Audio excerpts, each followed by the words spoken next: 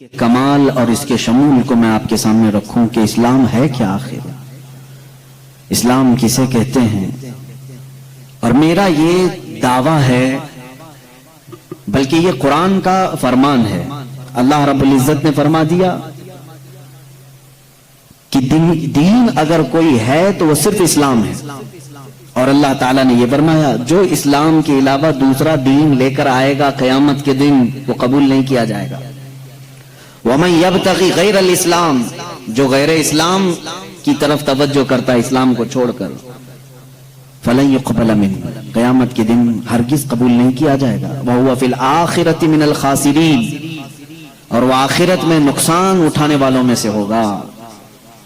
اس کا مطلب یہ ہے کہ پورے نوع انسانی جتنے بھی انسان ہیں، آدم علیہ السلام سے لے کر قیامت تک پیدا ہونے والوں کے لیے اگر انسان کے مزاج اور طبیعت سے ملتا جلتا کوئی دین ہے تو صرف اسلام ہے، وہ اسلام ہے۔ اور اسلام صرف رسول کریم صلی اللہ تعالی علیہ وسلم سے نہیں چلا ہے، بلکہ اسلام آدم علیہ السلام سے ہے۔ دنیا کا سب سے پہلا دین بھی اسلام ہی ہے، یہ ہمارا دعویٰ ہے، کیونکہ جس دین کی دعوت دینے کے لیے آدم علیہ السلام تشریف لائے وہ بھی عقیدہ وحدانیت ہی ہے، اللہ ایک ہے۔ رب العزت پر ایمان لانا اور آخرت پر ایمان لانا، یہ دو ایسی چیزیں ہیں جو سارے نبیوں نے اس کی دعوت دی ہے، سارے نبیوں نے اس کا انکار کوئی بھی نبی کی شریعت نہیں کر سکتی۔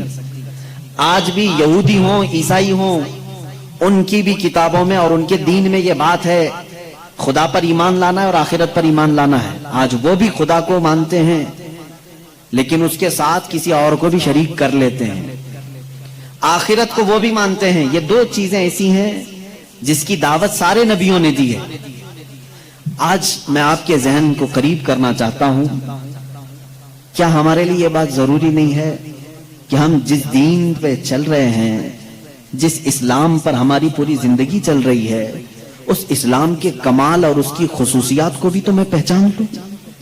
آج حال یہ ہے کہ ہم مسلمان گھر میں پیدا ہو گئے، اس لیے کبھی سوچا ہی نہیں کہ اسلام ہے کیا، ہونا یہ چاہیے۔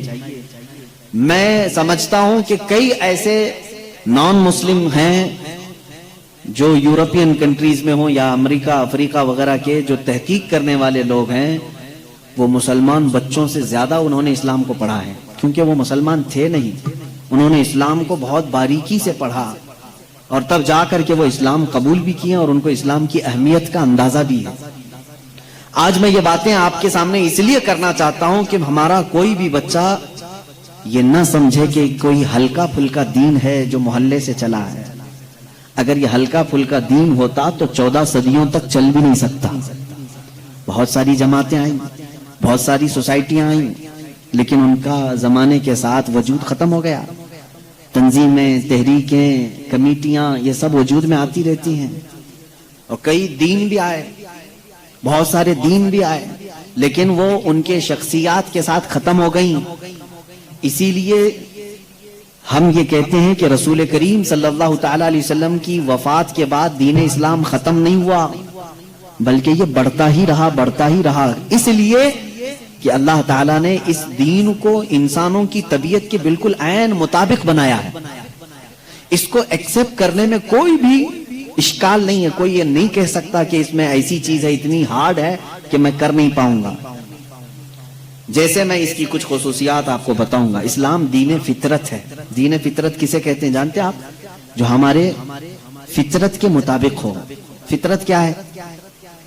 مثال کے طور پر انسان کی فطرت ہے کھانا کھانا، آپ کھانا کھاتے ہیں، سب لوگ کھاتے ہیں، بھوک لگتی ہے انسان کو، اور وہ بھوک لگنے پر کیا کرے گا؟ کھانا کھائے گا۔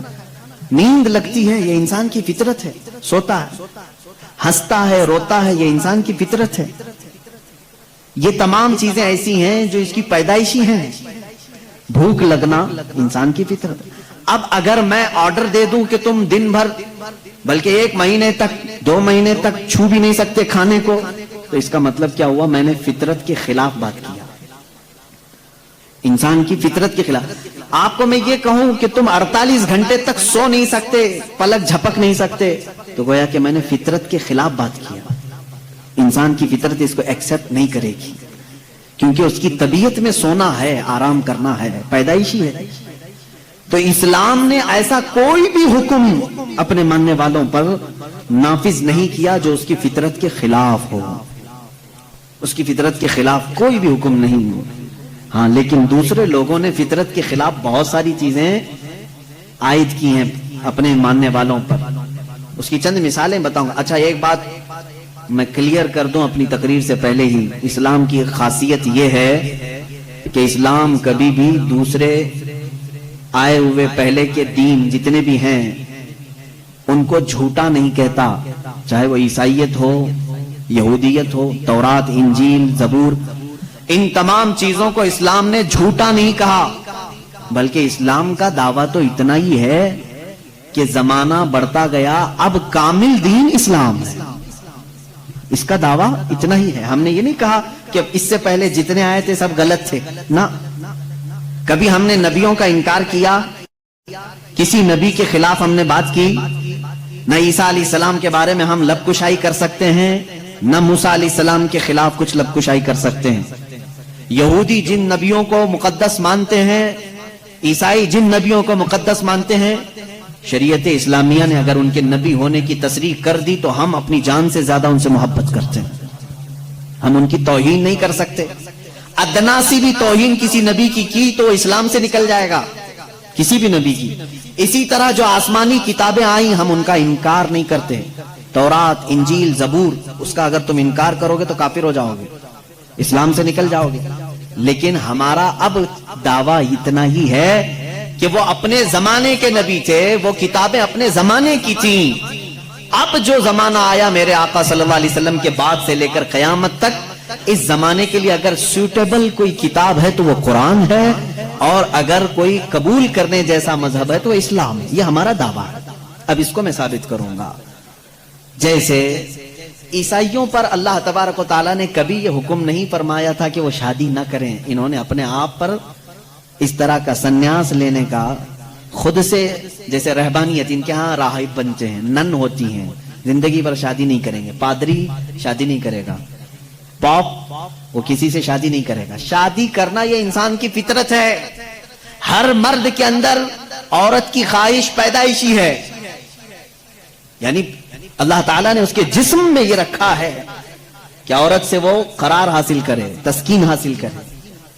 مردوں کو اللہ نے یہ خصوصیت دی ہے, صفت دی ہے, اور عورتوں کے بھی اندر اللہ نے یہ رکھا ہے کہ ان کا میلان یا ان کی توجہ مردوں کی طرف ہے, لیکن اس کو اسلام نے ایک حلال طریقے سے باندھا ہے, وہ نکاح کے ذریعے سے. اب اگر کسی پر پابندی لگا دیں, اگر میں کہہ دوں کہ میرے جتنے قریب کے ہیں, جتنے ماننے والے ہیں, ان میں سے کوئی بھی عورت کو ٹچ نہیں کرے گا زندگی بھر, تو یہ میں نے فطرت کے خلاف بات کی. یہ فطرت کے خلاف بات کی. میں بول نہیں سکتا کہ تم شادی نہ کرو, نکاح نہ کرو, اور اسلام نے کبھی بھی ایسی پابندی نہیں لگائی. عیسائیوں نے اپنے اوپر لازم کر لیا کہ جو ان کا مذہبی ہوگا, ریلیجیس ہوگا, وہ عورتوں کو نہیں چھوئے گا. کتنی حیرت کی بات ہے. معلوم ہے آپ کو, آج دنیا میں ویمن رائٹس کی بات عیسائی کرتے ہیں جو خود نکاح نہیں کرتے. جو پادری نکاح نہیں کرتا, کبھی عورت کو اپنے ساتھ نہیں رکھتا, وہ ویمن رائٹس کی بات کرتا ہے. حیرت نہیں ہوتی؟ کچھ نن ایسی ہیں جن کو زندگی بھر کے لیے پابندی لگا دی گئی کہ اب تم کسی مرد کی بیوی بن نہیں سکتی. سنیاس لے لیا اس نے, وہ کبھی یہ راستے پر آ نہیں سکتی. یہ فطرت کے خلاف ہے, اور ہم نے اس کے انجام دیکھے ہیں, بلکہ اخباروں نے آپ سب کو بتایا بھی ہوگا. حقیقت ہے کہ جب فطرت کے خلاف کوئی بات کی جاتی ہے تو وہ چند دن تک تو چل سکتا ہے, لیکن پھر کہیں غائبانہ طور پر لاوا پھوٹ ہی جاتا ہے. اور اس کا انجام دیکھا ہے کہ کئی چرچ ایسے نکلے جہاں پر راہبوں نے نن اور دوسرے آنے والے بھکتوں کو ہی نہیں بخشا. یہ حالات ہوئے ہیں. اس کی وجہ یہ ہے کہ فطرت کے خلاف یہاں پر حکم دیا, یا انہوں نے خود اپنے آپ کو اس طرح کا کیا. اسی طرح سے بعض دوسرے مذاہب میں بھی سنیاس لینے کے جو طریقے بتائے گئے ہیں, اسلام اس کا قائل نہیں ہے. اسلام معاشرتی مذہب ہے, سب کے ساتھ رہ کر کے جینے والا مذہب ہے. اگر دنیا کو ترک کرنے کا مطلب یہ ہوتا کہ انسانوں میں نہ رہا جائے تو کبھی رسول کریم صلی اللہ علیہ وسلم مدینے جیسے شہر میں رہتے ہی نہیں.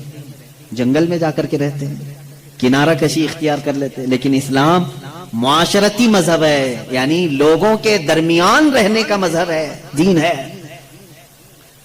ہم سنیاس نہیں لیتے. ایک صحابی, 3 صحابہ حضور صلی اللہ تعالی علیہ وسلم کے حجرے کے باہر کھڑے ہو کر کے یہ باتیں کر رہے تھے. حضور صلی اللہ علیہ وسلم رات کو عبادت کے لیے کھڑے ہوتے تو آدھی رات گزر جاتی تھی.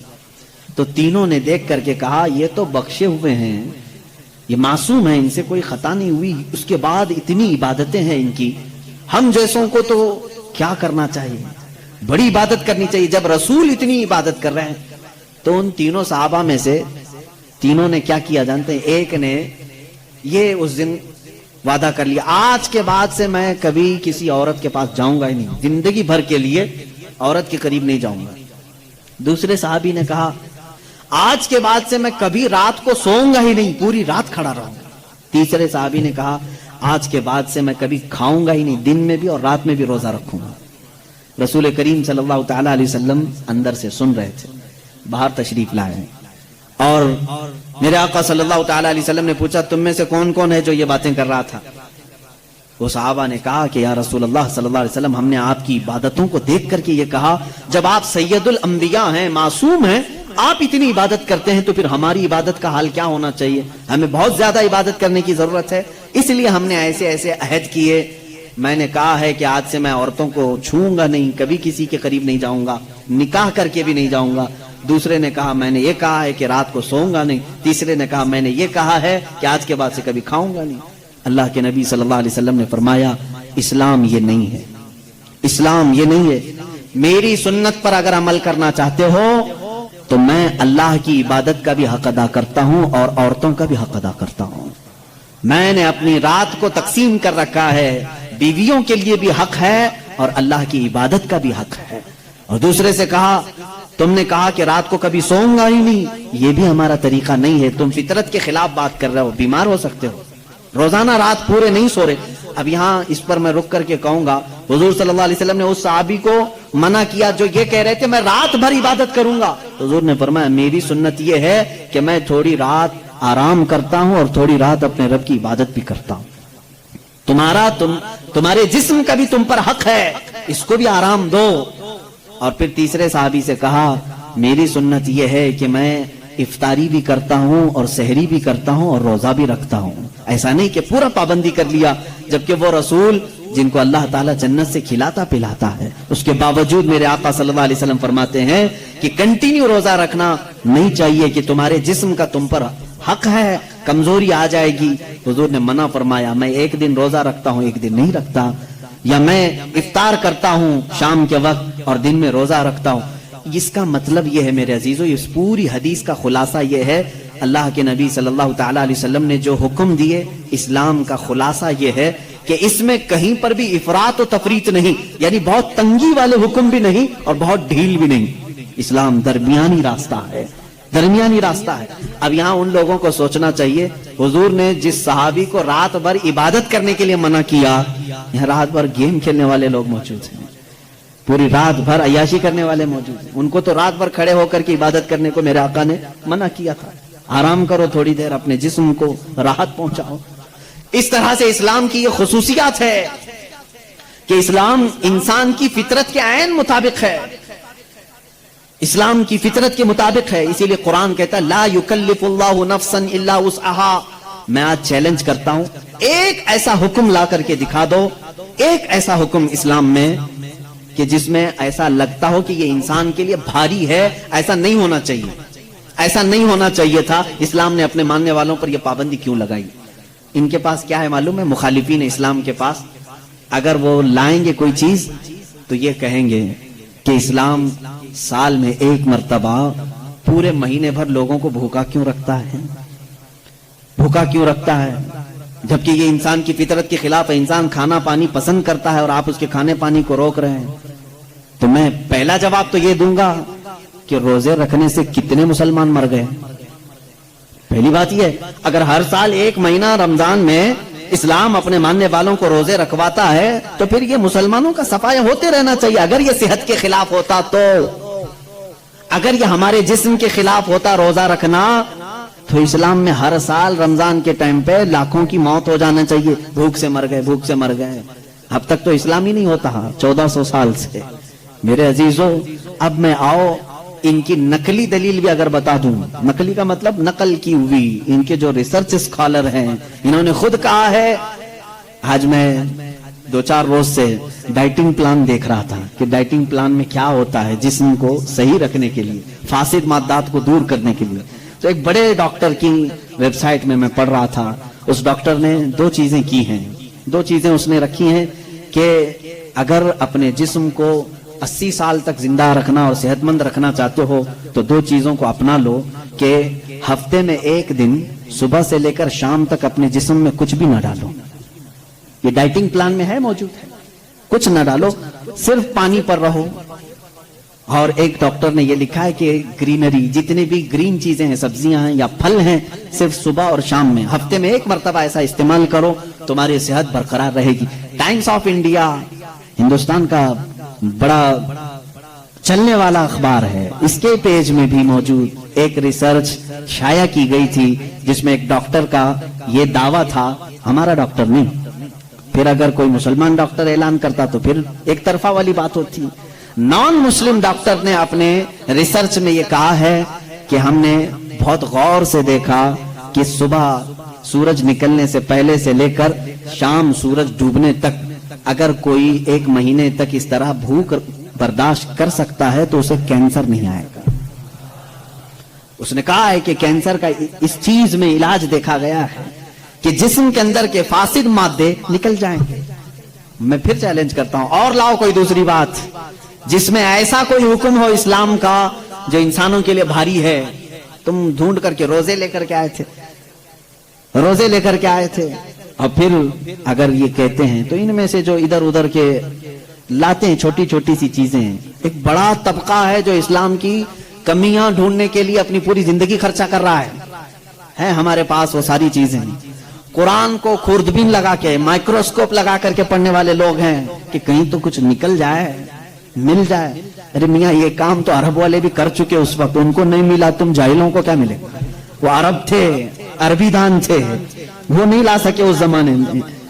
خیر، اب اسلام کی اور کون سی چیز ایسی جو بھاری لگتی ہے تمہیں؟ کون سی؟ کہا یہ کیا ہے، صبح صبح اٹھا دیتے ہیں فجر کے وقت، انسان کے لیے بھاری ہے.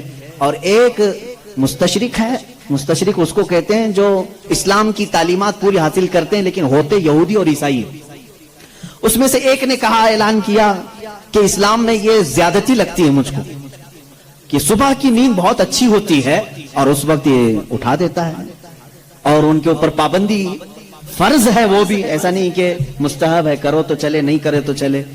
اس نے دعوے میں یہ بھی لکھا ہے کہ یہ میں اپنے سے نہیں کہتا کہ یہ بھاری ہے، بلکہ خود مسلمان بھی یہ کہتے ہیں، وہ فجر میں نہیں جاتے. اس نے سارے مسلمانوں کا حوالہ دیا اور لکھا کہ دیکھو جا کر کے ان کی مسجدوں میں فجر میں یہ لوگ نہیں آتے. اس کا مطلب ہے کہ یہ بھاری چیز ہے جو اسلام نے ان کے اوپر ڈال رکھی ہے، یہ بھاری چیز ہے اسلام نے ڈال رکھی ہے. مجھے اسی وقت فوراً یہ کلک ہوا کہ ٹھیک ہے، یہ تو ان لوگوں کی سستی اور کاہلی ہے جو انہوں نے اپنے طور پر اپنے جسم کو ایسا بنایا ہے. ورنہ فریش رہنے والے ہر انسان کو ہم نے دیکھا ہے کہ وہ فجر میں جاگنگ کے لیے نکلتا ہے. جو فریش رہنے والا ہے، جو اپنے جسم کو تندرست رکھتا ہے، ڈاکٹرز ہوں یا دیگر جو بڑے بڑے طبقے کے لوگ ہوں، سب کو ہم نے دیکھا کہ آپ ایکسرسائز کے لیے سب سے سوٹیبل وقت کون سا سمجھتے ہیں؟ تو کہتے ہیں فجر کا وقت. صبح ٹھنڈی ہوا ہوتی ہے، جسم کے اندر بہت اچھی فیلنگ آتی ہے. میرے عزیزوں، بتاؤ آخر اسلام نے اپنے ماننے والوں پر احسان کیا ہے یا زیادتی کی ہے؟ یہ اسلام چاہتا ہے کہ یہ فریش رہے، اپنی طبیعت کو خوشحال رکھیں.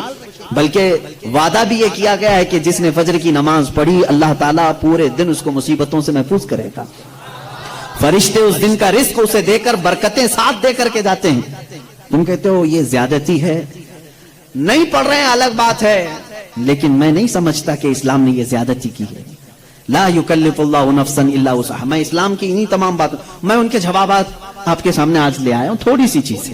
پھر چل کر کے اعتراض یہ آیا، چلیں ٹھیک ہے، آپ کے کہنے کے مطابق صحیح تو ہے، اسلام صبح اٹھاتا ہے فائدے کے لیے اٹھاتا ہے، طبیعت اچھی رہتی ہے، خوشحالی رہتی ہے، صحت اچھی رہتی ہے، ہم مانتے ہیں. لیکن اور بھی کچھ چیزیں ہیں اسلام میں جو سختی ہے، جو سخت ہے. وہ کیا کیا چیزیں ہیں سخت ہے ان کے دماغ کے اعتبار سے، وہ میں آپ کو بتاتا ہوں.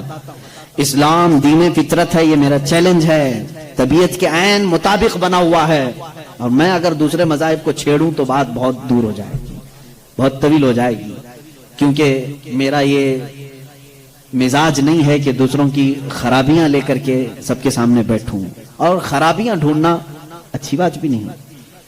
ہم تو اچھائیاں بیان کرتے ہیں. اب میں آپ کو بتاؤں کہ تیسری ایک اور چیز جس کو یہ کہتے ہیں کہ اسلام جو ہے عورتوں کو برابری نہیں دی ہے، یہ ان کی ایک زیادتی ہے اسلام میں. میں نے پوچھا کون سی برابری چاہتے ہو آپ، کون سی برابری؟ کہا بہت ساری پابندیاں ہیں، اس کو نقاب میں رکھ کر کے اندر بند کر کے رکھتے ہو، اس کو باہر جانے کی اجازت نہیں ہے، جیسے تم گھومتے پھرتے ہو ویسے اس کو نہیں گھماتے پھراتے، تم عورتوں کو پابند رکھے ہو. اور دوسرا ایک اور اعتراض ان کو کہ عورتوں کی فیلنگ کے ساتھ تم کھلواڑ کرتے ہو، 4 شادیوں کی اجازت دیتے ہو. ابھی تو ہم نے ایک ہی کیا ہے، پھر بھی ان کو تکلیف ہے. 4 کی اجازت اسلام نے، اس کا الگ جواب ہے کہ عورتوں کے ساتھ یہ زیادتی ہے یا انصاف ہے. پہلی بات تو یہ ہے کہ ان کو بند رکھتے ہو، ایک کمرے میں قید رکھتے ہو، اور یہی مغربی تہذیب کے دلدادہ کچھ اسلامی ملکوں میں آ کر کے عورتوں کا دماغ بھی خراب کر رہے ہیں. آ کر کے ان عورتوں کو بھڑکا رہے ہیں کہ تم باہر نکلو بینر لے کر کے، ہمارا جسم ہماری مرضی چلے گی، ہمارے اوپر کوئی پابندی نہیں چلے گی. ہر جگہ یہ چل رہا ہے آج. اور یہ لوگوں کو بتانا یہ چاہتے ہیں کہ اسلام نے عورتوں پر یہ سختی کی ہے، ان کو برابری کا درجہ نہیں دیا ہے. کون سی برابری تم چاہتے ہو؟ کون سی برابری؟ یہ صرف جسم کے خواہش مند لوگ عورت کو یہ سمجھتے ہیں کہ یہ ناچنے والی چیز ہے، عورت کو یہ سمجھتے ہیں کہ یہ صرف ہمارے کھانے والی چیز ہے، اس کے ساتھ کھیلنے والی چیز ہے. تم اس کو برابری سمجھ رہے ہو. میں کہتا ہوں ان ماں اور بہنوں سے، تم ان کی برابری کو پسند کرتے ہو یا پھر اسلام نے جو تمہیں برابری دی ہے وہ کیا ہے؟ اور رسول کریم صلی اللہ علیہ وسلم کے فرامین تو سنو. میرے آقا نے فرمایا جس نے ایک بیٹی کی پرورش کی اور اس کو شادی کر کے دیا، اس کو قیامت کے دن جنت میں لے جانا میرا ذمہ ہے، میری شفاعت اس پر واجب ہے. حضور اکرم صلی اللہ علیہ وسلم نے فرمایا بیٹی کے لیے جس عرب نے دفنایا تھا اس جگہ میرے آقا نے اعلان کیا. تم کہتے ہو اسلام ان کے اوپر سختیاں کرتا ہے. یونان جو اس وقت کا بہت سپر پاور رہا ہے، عورتوں کے حق میں وہ لوگوں کا کیا خیال تھا؟ آج بھی پوچھ کر کے بتائیں مجھ کو. وہ کہتے تھے کہ عورت جو ہے سب کے ساتھ جینے والی مخلوق نہیں، اسے 5 زنجیریں پہناتے تھے، 2 ہاتھ میں، 2 پیروں میں، گلے میں. اس کی نشانیاں آج بھی عورتوں کے پاس باقی ہیں، لیکن شکل بدل گئی ہے. دونوں ہاتھ میں چوڑیاں ہیں، دونوں پیروں میں پائل ہیں، اور گلے میں نیکلیس بھی ہے نا. وہ 5 زنجیریں پہنا کر بازار میں لاتے تھے عورت کو. یہ یونان اس وقت کا ترقی یافتہ ملک، ان کی کتابیں مشہور تھی، اور اسلام نے ان 5 زنجیروں کو کاٹ کر کے زیور بنایا ہے. اور تم کہتے ہو اسلام نے عورتوں کو بند کر کے رکھا ہے. یہودی کیا کرتے تھے ان عورتوں کے ساتھ؟ اگر یہ ایام حیض میں ہوتی، یہ فطرت ہے نا عورت کی، ہر مہینے وہ ناپاک ہوتی، اللہ تعالیٰ کی طرف سے ان کے لیے جسمانی ساخت ایسی بنائی گئی ہے کہ ہر مہینے ان کے جسم سے فاسد خون کا مادہ نکل جاتا ہے. ان ایام میں وہ چھوت اچھوت والے معاملات عورتوں کے ساتھ کرتے، جہاں ان کے گھوڑے بندھے تھے، ان کے بیل اور بکریاں باندھی جاتی تھی، وہیں عورتوں کو بھی رکھا جاتا تھا جب تک وہ عورتیں پاک نہیں ہوتی تھی. یہودی یہ کرتے تھے، مکہ میں بھی، مدینے میں، اور عرب کے جو یہودی تھی یہی کرتے تھے. آج بھی یہودیوں کے ہاں کچھ جو آرتھوڈاکس ہیں، پرانے خیالات کے ہیں، وہ اسی طرح کے معاملات کرتے ہیں. وہ عورتوں کو چھوتے تک نہیں ان ایام میں. وہ سمجھتے ہیں کہ اتنی ناپاک ہے کہ چھو لوں تو اپشگن ہو جائے گا. اور یہ کہتے ہیں کہ عورتوں کو اسلام نے برابری نہیں دی. رسول کریم صلی اللہ تعالی علیہ وسلم نے پھر اپنی امت کو یہ حکم دیا کہ انسانی فطرت کے اعتبار سے عورت کو اللہ نے یہ چیز دی ہے، اگر یہ اسے ہر مہینے آتی ہے تو صرف نماز، روزہ اور قرآن کی تلاوت یہ اس کے لیے منع ہے. باقی یہ تمہارے ساتھ اٹھ سکتی ہے، بیٹھ سکتی ہے، مل سکتی ہے، ایک ساتھ رہ سکتی ہے، ایک برتن میں کھا سکتی ہے، ایک گلاس میں پی سکتی ہے. کبھی اس کے برتن کو یہودیوں نے ان کے برتنوں کو گلاس کو سب الگ کر دیا تھا ان ایام میں. پھر تم آج دعویٰ کر رہے ہو کہ اسلام نے عورتوں کو دبا کر رکھا ہے. اسلام نے حقیقت میں عورتوں کی عزت کو اتنا بلند کیا ہے, اتنا بلند کیا ہے. صرف اور صرف آتی ہے بات یہ ان کو چھپا کر کے کیوں رکھا جاتا ہے, کیونکہ ہم نے دیکھا ہے. اب اس کا جو فیکٹ ہے وہ میں بتاؤں, عقلی دلیل کے اعتبار سے بھی. جذباتی باتیں بہت ہو جاتی ہیں, وہ قیمتی ہیں اس لیے ہم ان کو چھپا کر رکھتے ہیں. لیکن میں آپ کو جو فیکٹ ہے, حقیقی بات ہے, وہ یہ بتاؤں. مرد اور عورت کی ساخت کے اعتبار سے اگر دیکھا جائے تو عورت کی طبیعت میں نزاکت ہے, وہ نازک ہے. مرد کے برابر اسے طاقت نہیں, سب کو معلوم ہے. وہ کہیں کی بھی عورت ہو, اس کی طاقت و قوت کے اعتبار سے وہ کمزور ہے. اور مردوں کی طبیعت, ان کے اندر کبھی وحشی پن آ سکتا ہے, حیوانیت آ سکتی ہے. جب اس کی خواہشات عروج پر ہوتی ہیں تو سب سے پہلا اٹیک مرد اگر کسی پر کرتا ہے تو وہ عورت پر کرتا ہے. مرد اگر اس کو کھلا چھوڑ دیا گیا اور حیوانیت آ گئی تو اپنی خواہشات کو بجھانے کے لیے سب سے پہلا حملہ کس پر کرتا ہے؟ عورت پر کرتا ہے. اس کی زندہ مثالیں آج ہم دیکھ رہے ہیں. جہاں کسی تنہا عورت کو 4 گنڈوں نے پا لیا تو اس کے ساتھ کیا کرتے ہیں؟ کتے بھی اس طرح سے نہیں کرتے جس طرح سے یہ کر جاتے ہیں. اس کے ساتھ ریپ بھی کیا, زنا بھی کیا, خواہشیں پوری کی اور اس کو پھاڑ کر کے بھی پھینک دیا. جانور کوئی ایسا کرتا ہے؟ جانور بھی اس طرح سے نہیں کرتا. اس کا مطلب یہ ہے, رپورٹ یہ بتاتی ہے پوری دنیا کی کہ مرد کے اندر اگر شہوت کا غلبہ زیادہ ہو گیا اور اس وقت عورت اسے سامنے نظر آ گئی تو پھر یہ اپنی حیوانیت پر اتر کر سکتا ہے, اس کا ریپ بھی سب کچھ کر سکتا ہے. اس لیے اسلام نے ہما وقت عورتوں کو کہا کہ پتہ نہیں کہاں درندے ہیں, تم ہمیشہ اپنے آپ کو محفوظ رکھو. یہ نہیں کہ پکنک پر جاؤ تو ناک پر اسکارف لگا لو, یہاں برے لوگ ہیں, خالی یہی کپل اچھے ہیں, دوسروں کی نظر پڑ جائے گی. اسلام نے ہر وقت کے لیے عورت کو یہ کہا ہے کہ تو اپنی حفاظت کی ذمہ داری خود رکھ لے, اس لیے کہ تیرے جسم کو دیکھنے کے بعد کئی ایسے مرد ہیں جن کی خواہشات انگڑائیاں لیتی ہیں اور پھر وہ حملہ کر سکتے ہیں. تمہاری جان کا بھی خطرہ ہے اس میں, صرف عزت لوٹنے کا نہیں, جان کا خطرہ ہے. ریپ کے بعد قتل ہوتے ہوئے نہیں دیکھے؟ ابھی سال نہیں گزرا ہوگا, حیدرآباد میں, دلی میں کتنے واقعات ہوئے اچھے پڑھی لکھی لڑکیوں کے ساتھ, وہ اچھے بڑے گھر کی لڑکیوں کے ساتھ. یہ معاملات ہوئے کہ نہیں ہوئے؟ اب یہ جب ہم جواب دیتے ہیں تو وہ یہ کہتے ہیں کہ مردوں کو آپ تلقین کریں کہ وہ عورتوں کو چھیڑ چھاڑ نہ کریں. یہ تو ایسی بات ہو گئی کہ گوشت کو کھلا رکھ کر کے کووں کو نصیحت کرو, بیٹا اچھے سے رہو, اخلاق میں رہو. ارے کوا ہے, وہ گوشت کھلا رکھا ہے. ہم کووں کو سدھار نہیں سکتے لیکن گوشت کو ڈھک تو سکتے. ہمارے پاس یہی فارمولہ ہے. ہم کہاں پورے دنیا کے مردوں کی آنکھوں کو سنبھالیں, حالانکہ قرآن نے ہر مومن کو کہا ہے وَقُلْ لِلْمُؤْمِنِينَ يَغُضُّوا مِنْ أَبْصَارِهِمْ, اے محبوب سارے ایمان والوں سے کہہ دیں کہ وہ اپنی آنکھیں نیچی رکھیں. اسلام نے سمجھا تو دیا ہے مردوں کو, لیکن ان کی سیکورٹی کا بھی اہتمام کیا ہے, جس کو یہ سمجھ رہے ہیں کہ یہ پابندی بہت زیادہ ہے, بہت مشکل ہے. یہ پابندی ہے, بہت زیادہ مشکل ہے. جن لوگوں نے کہا تھا کہ یہ اسلام کی زور زبردستی ہے, عورتوں کو اتنا قید کر کے رکھتے ہیں, بیچارے آج 12-12 گھنٹے ہاسپٹل میں پورا کا پورا نقاب پہنے ہوئے ہیں, پورا کا, اور ایسا نقاب پہنے ہوئے ہیں کہ ہوا بھی آنا مشکل ہو جاتی ہے. اور ہم تو برقے بیچنے والے مشہور تھے, برقے بیچنے والے مشہور تھے. آج پوری مغربی دنیا مشہور ہو گئی. پی پی کٹ نام رکھا ہے, تم نے برقے ہی بیچ رہے ہو, بیچ رہے. ہم تو صرف حفاظت عورتوں کے جسموں کی کر رہے تھے, تم نے تو برقع مردوں کو بھی پہنا ہے, سب کو پہنا ہے. اب ان سے پوچھو کیوں اب سختی نہیں ہے؟ یہ کسی کے جسم کو اتنا ڈھانک کر کے رکھنا یہ زور زبردستی نہیں ہے.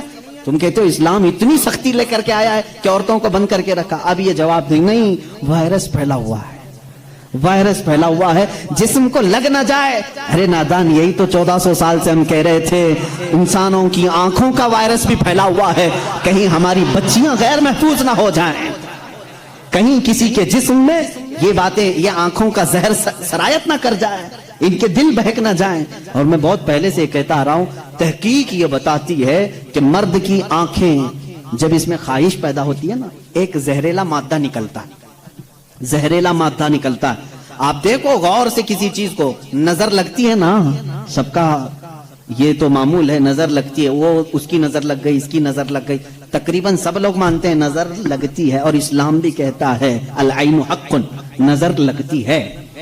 بلکہ میرے آقا صلی اللہ علیہ وسلم نے یہاں تک فرمایا میری امت میں سب سے زیادہ موت اگر کسی کارن سے ہوگی تو نظر بد سے ہوگی. حضور نے فرمایا ہے طبعی نیچرل ڈیتھ کے بعد، نیچرل طبعی موت کے بعد اگر کسی وجہ سے، کسی بیماری سے سب سے زیادہ موت ہوتی ہے تو نظر بد سے ہوتی ہے. وہ پتہ نہیں ہوتا سب کو، اس کی علامتیں تک حضور صلی اللہ علیہ وسلم کی احادیث میں گنائی گئی ہیں. نظر بد ہو جائے تو کیسے پتہ چلے گا؟ جسم کے اندر کیسی تبدیلیاں ہوتی ہیں کہ پتہ چل گیا کہ نظر لگی ہے، وہ پھر کبھی میں عرض کروں گا.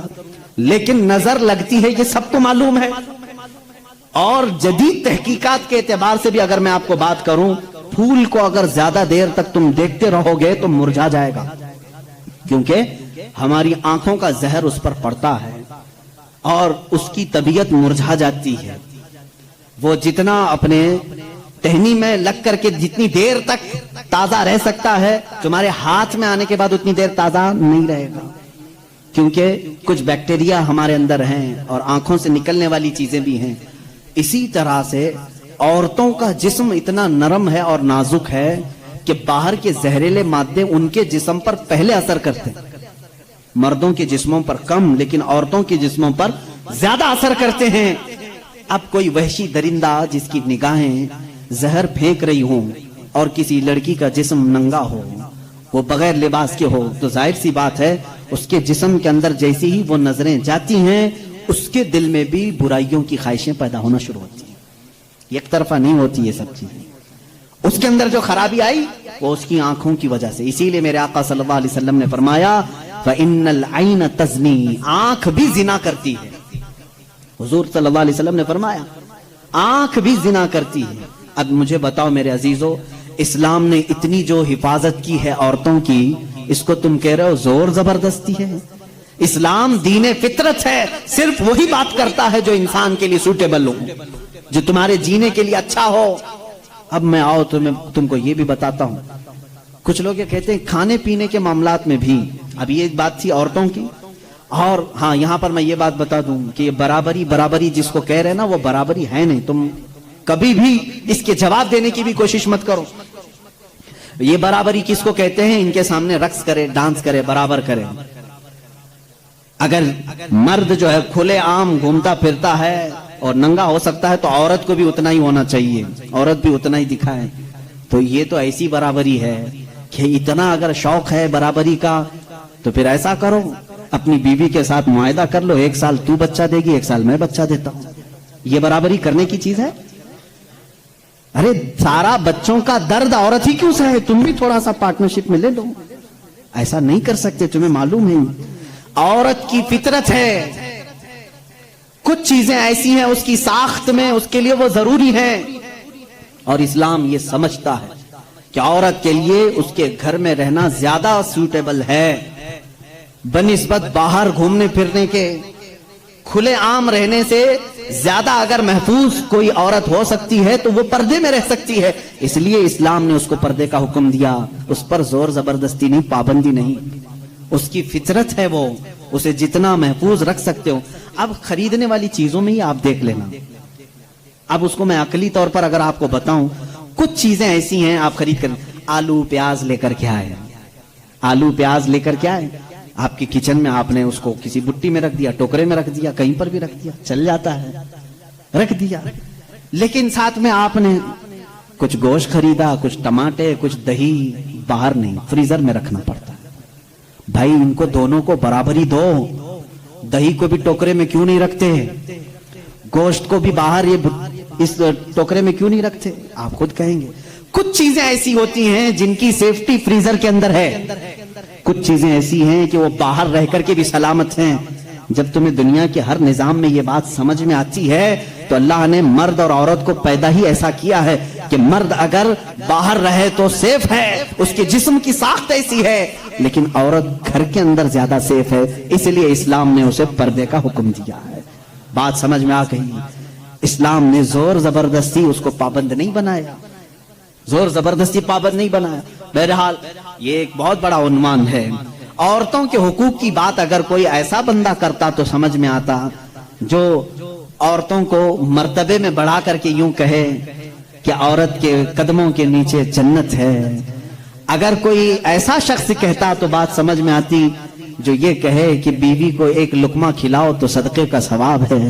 اگر کوئی ایسا شخص کہتا جو یہ کہے کہ ایک بیٹی کو پال کر نکاح کر دو تو جنت واجب ہے. ان کے پاس یہ کوئی بھی چیز نہیں، بلکہ یہ جس عورت کی بات کر رہے ہیں ان کے لیے وہ اپنے نفس کی خواہشات پوری کرنے کی ایک مشین ہے بس. اور اگر میری بات صحیح نہیں ہے تو چلو مغربی دنیا میں تمہیں دکھا دوں کہ وہاں شادی کسے کہتے ہیں، طلاق کسے کہتے ہیں، بچوں کا نظام کیا ہے. کثرت سے پورے یورپ میں آپ کو میں بتاؤں وہاں شادی کا نظام تک ختم کر کے رکھا گیا ہے. جو لڑکی پسند آئی اس کے ساتھ رہتے رہو، بچے بھی ہو جائیں گے. 2 بچوں کے بعد وہ لوگ فیصلہ کرتے ہیں آپ شادی کر لیں. اب شادی کرنے کا برابر ٹائم آ گیا، ہم لوگوں کی انڈرسٹینڈنگ ہو چکی ہے. یہ ہے فیکٹ بتا رہا ہوں میں آپ کو. کئی ایسی شادیاں ہیں وہاں پر جو بچے ہونے کے بعد کرتے ہیں کورٹ میں جا کر کے. تو تم نے عورت کو برابری نہیں بلکہ اپنی خواہشات کی ایک مشین سمجھا ہے. اسلام جو برابری دیتا ہے وہ کیسی برابری ہے؟ یہ اسلام ہی تو ہے جو عورت کو اتنی عزت کے ساتھ گھر لانے کا حکم دیتا ہے. اتنی عزت کے ساتھ. اگر اس کو کچھ خرافاتی لوگوں نے برا کر دیا تو الگ بات ہے، بلکہ ہمارے ہاں جو نکاح کا سسٹم ہے وہ اتنا پاکیزہ ہے کہ مرد کو کہا گیا ہے کہ عورت کے آنے سے پہلے اپنے گھر کا انتظام ہو جائے. وہ کہاں لا کر کے رکھ رہا ہے. بلکہ عورت کو اسی طرح سے بھگا کر لانے کا نظام اسلام میں نہیں ہے، بلکہ عورت کے لیے ایک باضابطہ پوری محفل کا انعقاد ہوتا ہے. اس کی رضا پوچھی جاتی ہے. پہلے اس سے پوچھا جاتا ہے تو راضی ہے یا نہیں. بہت سارے ایسے دین ہیں، بہت سارے ایسے ریلیجین ہیں، میں نام پھر نہیں ذکر کر رہا ہوں، جہاں پر عورتوں کو اظہار رائے کا حق ہی نہیں. ان کے بڑے جو فیصلہ کر لیے وہ ہو گئی بات. چائنا میں بہت سارے ایسے قبیلے آج بھی ہیں جہاں ان کے ماں باپ اپنی بچیوں کو لے جا کر کسی کے بھی کوٹھے پر چھوڑ جاتی ہیں جہاں انہیں پسند آ جائے. اسلام عورت کی عزت اتنی دیتا ہے جب تک وہ اپنی رضا کا اظہار نہیں کرتی قاضی کی مجال نہیں کہ وہ نکاح پڑھا سکے. ہم خود کھڑے رہتے ہیں جب تک اجازت نہیں آتی.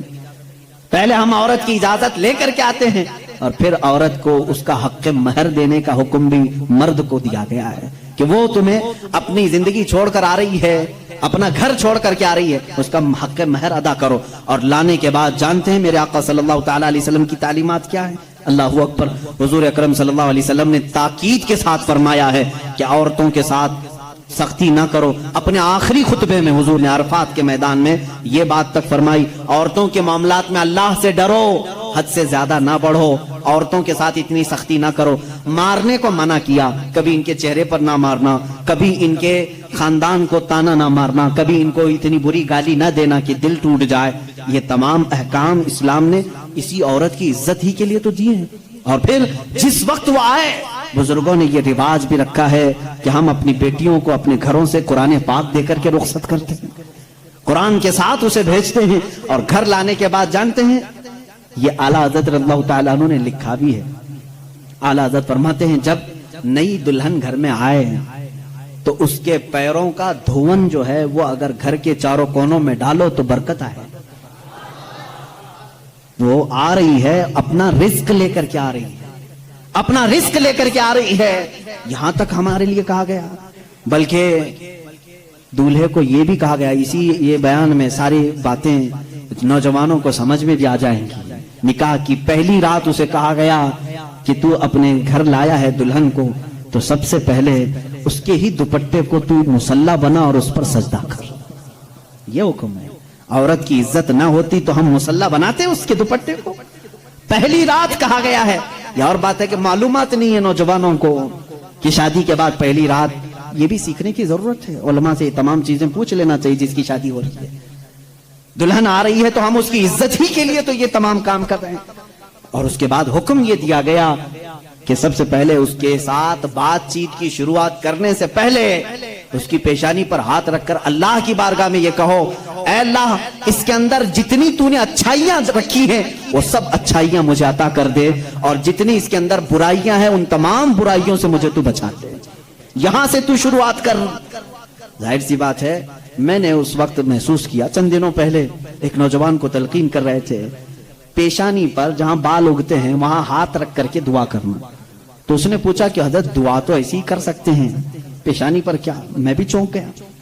اس کو میں بتاؤں، میرے ایک استاد سے میں نے پوچھا کیا ایسا ہے کہ اپنی دلہن کی پیشانی پر ہاتھ رکھ کر کے اس طرح دعا کرنا چاہیے؟ انہوں نے کہا ہاں ہے، دعا تو کیسے بھی کریں، ہاتھ نہ رکھیں اور ہاتھ چھوڑیں ہاتھ اٹھائیں، سب دعا اللہ سنتا ہے، لیکن اس لیے پیشانی پر رکھ کر کے دعا کرنے کے لیے کہا گیا کہ وہ آج اپنے والدین کو چھوڑ کر کے آئی ہے، اس کے وسیلے سے اللہ جلدی دعا قبول کرے گا۔ اس کا دل مغموم ہے، وہ غمگین ہے، اور غم زدہ لوگوں کے ساتھ میرا مولا ہے۔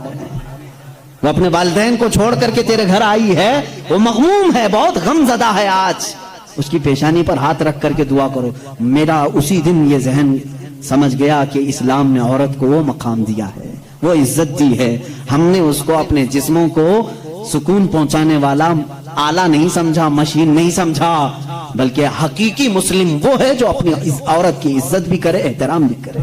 اللہ کے رسول صلی اللہ تعالی علیہ وسلم نے جو فرامین دیے ہیں، عزیزان گرامی وقار، یہ نکاح کے اس سسٹم کو بھی میں آپ کو بتاؤں۔ کچھ تو وہ ہیں جو یہ اسلام کے خلاف بھونک رہے ہیں کہ عورتوں کے اوپر زور زبردستی ہوتی ہے اسلام میں، اور دوسروں کی کیا بات کروں، ہمارے ہندوستان پر بیٹھا ہوا میں کیا بتاؤں، یہ بھی بڑی عورتوں کی ہاں پیڑت مہیلائیں ہیں، مسلم پیڑت مہیلائیں ہیں جو خود بیوی کو چھوڑ بیٹھا ہے، ساری مسلم عورتیں پیڑت ہیں۔ اللہ اکبر، وہ خود اپنی بیوی کو دیکھنے نہیں جا سکا، زندگی ختم ہونے آ گئی، بال سفید ہو گئے، پیڑت مہیلائیں ہیں مسلمان۔ ہاں اگر اے مسلمانوں کوئی بھی ہم میں سے عورت پر زور زبردستی کرتا ہے، یاد رکھو میں تمہیں بتاؤں کہ قرآن کی قیامت کے دن اللہ جانوروں پر بھی اٹھائے ہوئے ہاتھ کا فیصلہ لے گا، تو عورت کی بات تو دور کی ہے۔ میرا عقیدہ تو یہ ہے، ایک عورت نے بلی کو باندھ رکھا تھا، بخاری شریف میں ہے، وہ مر گئی بلی، اور وہ عورت بہت عبادت گزار تھی، لیکن اللہ تعالیٰ نے فیصلہ فرمایا کہ اس عورت کو جہنم میں ڈالو۔ میری ایک مخلوق کو باندھ کر رکھی اس نے اور وہ مر گئی۔ ہمارا تو عقیدہ یہ ہے تم عورتوں پر اگر ظلم کرتے ہو تو تم ذمہ دار ہو، لیکن اسلام نہیں، اسلام وہ کامل دین ہے۔ یہ بیچارے کیا پڑھ پائیں گے جن کو کبھی ڈھنگ کی اسپیلنگ نہیں آتی، کبھی یہ ایک ایسا ہوتا ہے کہ ڈمرو بجاؤ تو کوئی ناچتا ہے، اسی طرح سے کچھ لوگ پیچھے سے کچھ لکھ کر کے دیں، کچھ بیان کرنے کے لیے، تو کچھ لوگ کہہ جاتے ہیں، ان کو خود نالج نہیں ہوتی، ایسے ہی کچھ لوگ اسلام پر بھی بھوکتے ہیں۔ اب اگر یہ ٹاپک اگر میں چھیڑوں 3 طلاق کے، تو اور بڑے معاملات ہیں۔ 3 طلاق کے لیے اسلام نے زور زبردستی کی ہے، عورتوں پر ظلم ہے، یہ پیڑت ہیں، یہ مہیلائیں ہیں، ان کو انصاف دلانا چاہیے۔ 3 طلاق دینا، پہلی بات یہ سمجھے ہی نہیں، آپ تو سمجھتے ہیں نا اسلام میں فجر کی نماز فرض ہے، ظہر کی نماز فرض ہے نا، عصر مغرب عشاء فرض ہے، طلاق دینا فرض ہے، فرض ہے، تو اتنا کیوں نہیں سمجھ رہے؟ کون کہتا ہے کہ ہر مسلمان 3 طلاق دینا فرض سمجھتا ہے؟ ارے وہ ایک ایگزٹ راستہ ہے۔ ہم کبھی بھی کسی بھی بندے کو نکاح پڑھاتے ہیں تو طلاق کا نام تک نہیں لیتے، اگر ذکر کر دیا نا کہ میں 5 سال کے بعد طلاق دینے کے لیے نکاح کر رہا ہوں تو وہ نکاح ہی حرام ہو گیا۔ بلکہ میں کہتا ہوں اگر تم نے نکاح میں یہ کہہ دیا 80 سال کے بعد میں چھوڑ دوں گا، یا 80 سال کا یہ کانٹریکٹ ہے میرا، تو نکاح نہیں ہے، وہ نکاح نہیں، اس کو متاع کہتے ہیں۔ ہم نکاح میں کبھی وقت متعین نہیں کر سکتے، بلکہ ہم تو لائف ٹائم کے لیے نکاح کر رہے ہوتے ہیں، لائف ٹائم کے لیے۔ لیکن انسانی زندگی میں کئی معاملات ایسے آتے ہیں کہ مزاج نہیں جم سکتا، ضروری نہیں ہے کہ ہر آدمی کا مزاج دوسرے سے جم جائے، کبھی ایسا ہو گیا تو اس کے لیے آپشن رکھنا چاہیے کہ نہیں رکھنا چاہیے، اس کے لیے آپشن رکھنا چاہیے کہ نہیں رکھنا چاہیے۔ ارے میاں تم کسی کو گاڑی میں بٹھا کر کے بھیج رہے ہو اور اس سے یہ کہو کہ چلنا ہی ہے، اگر وہ پوچھ لے گاڑی کے پہیے دونوں پنچر ہو گئے تو کیا کروں، کہا پھر بھی چلنا ہی ہے، یہ ظلم ہے، یہ زیادتی ہے۔ اس سے یہ کہنا چاہیے کہ اگر گاڑی کے پہیے پنچر ہو گئے، ٹائر پنچر ہو گئے تو قریب میں گیریج ہے، کھول کر کے بدلوا لو، معقول بات ہے کہ نہیں؟ اگر بیچ راستے میں نہیں تم پابندی لگا دے، نہیں ٹائر نہیں بدلنا، پنچر ہوئی اسی سے چلنا، یہ زیادتی ہے کہ نہیں؟ اب میں آپ کو بتاتا ہوں، 2 ٹائر لے کر کے چلے تھے شادی کے بعد، 2 ٹائر ہیں اور دونوں چل رہے ہیں تو ٹھیک ہے، ایک بھی پنچر ہوا تو کیا کرو؟ یہ کہتے نہیں پنچر ٹائر کے ساتھ ہی چلو۔ ارے بھائی کہیں اور گاڑی گڑے میں گر جائے گی۔ حکم یہ ہونا چاہیے کہ اگر پنچر ہو گیا تو ٹائر چینج کر سکتے ہو، تمہارے لیے آپشن ہونا چاہیے۔ بس اسلام کا تقاضا صرف اتنا ہی ہے کہ اگر کسی کی زندگی میں انبن ہو گئی، نہیں بن پائی، تو اس کے لیے ایک آپشن ہے کہ عورت کو، وہ بھی ایک ساتھ 3 طلاق نہیں، اس کو حرام قرار دیا گیا ہے۔ شریعت میں ایک وقت میں 3 طلاق دے دینا حرام ہے۔ میں اس کا ببانگ دہل آج اعلان کرتا ہوں، اگر کوئی ایک ہی ساتھ اپنی عورت کو طلاق طلاق طلاق اس طرح 3 بار کہہ دیتا ہے تو اس نے حرام کام کیا، گناہ کیا، ناجائز کام کیا ہے۔ اگر چھوڑنا بھی ہے تو اس کو اسلام نے طریقہ بتایا ہے، 1 بار پہلے بولو، 1 مہینے کا ٹائم دو، 1 مہینے میں بھی پھر نہیں بنی تو دوسری مرتبہ پھر 1 بولو اور 1 مہینہ چھوڑ دو۔ 2 مہینے کا ٹائم گزر گیا، اب پھر بھی نہیں بن پا رہی، تب پھر سب کو بٹھا کر کے کہہ دو ہم نے 2 مرتبہ دیکھ لیا، اب ہماری زندگی آگے چل نہیں پاتی، تیسری مرتبہ ہم اس کو ختم کرتے ہیں۔ یہ طلاق کا صحیح طریقہ ہے۔ کیا اس میں اسلام نے ظلم کیا؟ اسلام نے اس میں ظلم کیا؟ اس کو یہ ڈھنڈورا پیٹ پیٹ کر کے لوگوں کو ایسا بنا کر کے رکھیں۔ بیچارے کچھ لوگ ان پڑھ ان کی باتوں میں آ بھی جاتے ہیں۔ ارے ہمارا ہندوستان تو ایسا ہے کہ باہر کوئی بھی ڈمرو بجائے اس کے ارد گرد تو لوگ کھڑے ہو ہی جاتے ہیں۔ کوئی بھی گلی کوچے میں بھی آ کر کے ڈھول بجاتا ہے تو کتنا مجمع جمع ہوتا ہے، پارلیمنٹ میں بیٹھ کر کے اگر بجائے تو کیوں نہیں سنیں گے لوگ؟ سنیں گے لوگ۔ ہماری پبلک ہے، بہت میچور پبلک ہے۔ عزیزان گرامی، یہاں پر میں آپ کو اسلام کی وہ خصوصیات عرض کر رہا ہوں جس میں اسلام نے کہیں پر اپنے پیروکاروں پر ظلم نہیں کیا، بلکہ اس کا ہر حکم فطرت کے عین مطابق ہے۔ اب کچھ لوگ وہ ہیں جو سنیاس لینے کو کہتے ہیں، نہیں، عورت کو چھونا بھی نہیں چاہیے، پوری زندگی بھر ایسے ہی رہنا چاہیے، اس کے بھی ہم خلاف ہیں۔ نہیں، اسلام اس چیز کا خلاف ہے کہ تم اس کے اندر کی چاہت اور اس کے اندر کے سکون لینے کے ذریعے کو بند کر رہے ہو۔ اسلام نے کہیں پر ایسے احکام نہیں دیے۔ عزیزان گرامی وقار، بہت ساری خصوصیات اسلام کی ہیں۔ اب میں آپ کو بتاؤں، جس دین پر آپ قائم ہیں، اس نے اگر آپ کو کچھ چیزوں سے روکا ہے تو کیوں روکا ہے؟ جیسے یہ لوگ کہتے ہیں اگر گوشت کھاتا ہے مسلمان تو خنزیر کا کیوں نہیں کھاتا؟ آپ کے ہاں گوشت الاؤڈ ہے، پھر خنزیر کا کیوں نہیں؟ یورپ پورا ڈیولپ کنٹریز ہیں، وہاں پر بہت زیادہ ترقی یافتہ ممالک ہیں، وہ لوگ کھل کر کے کھاتے ہیں، مزے لے کے کھاتے ہیں۔ آخر اسلام میں کیا ہے؟ میں اگر بتاؤں تو ظاہر سی بات ہے ان کو لگے گا کہ ایک طرفہ ہے، اپنے دین کی بات کرے گا۔ انٹرنیٹ پر جا کر آج سرچ کرنا ہے میرے نوجوانوں، خنزیر کے سائیڈ ایفیکٹس کیا کیا ہیں، پورک کے سائیڈ ایفیکٹ کیا کیا ہیں، تمہیں خود سامنے آ جائیں گی۔ بہت ساری ویب سائٹ ہیں۔ ایک ڈاکٹر، بڑا ڈاکٹر، یہ یہاں کا نہیں وہاں کا نہیں، انہی کے تحقیقاتی ادارے کا ایک ڈاکٹر ہے، اس نے 16 نقصانات گنائے ہیں۔ کہا پگ کے، خنزیر کے گوشت کے اندر زہر ہوتا ہے، زہر ہوتا ہے، اور ایسا کہ دوسرے جانوروں میں ایسا زہر ہے ہی نہیں، حتیٰ کہ بعض لوگوں کا کہنا یہ ہے کہ اس کو سانپ بھی کاٹتا ہے تو اثر نہیں ہوتا، اس کا جسم اتنا موٹا ہے۔ باہر کی چیزیں یہ بہت جلدی جذب کر لیتا ہے، اس کا گوشت کھانا اسلام نے اس لیے منع کر دیا کہ یہ انسانوں کا بھی پیخانہ کھاتا ہے، اس کے اندر غلاظت کی عادت زیادہ ہے۔ اور جدید تحقیقات میں آج امریکہ کے اور دیگر ممالک کے ڈاکٹرز نے یہ بھی کہا کہ سب سے زیادہ چربی اسی جانور کے اندر ہوتی ہے، اور یہ سب سے زیادہ جسم کے اندر کولیسٹرول بڑھانے میں مدد کرتا ہے۔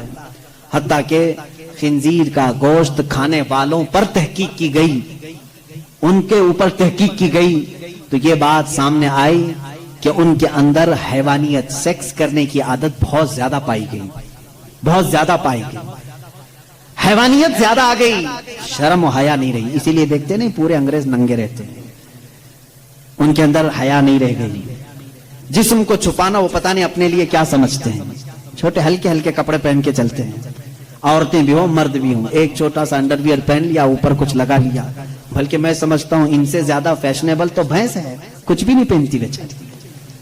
کپڑے نہیں پہننا اگر فیشن ہے تو یہ بھینس بہت فیشنیبل ہے، بیل بہت فیشنیبل ہے، کبھی کچھ نہیں پہنتا۔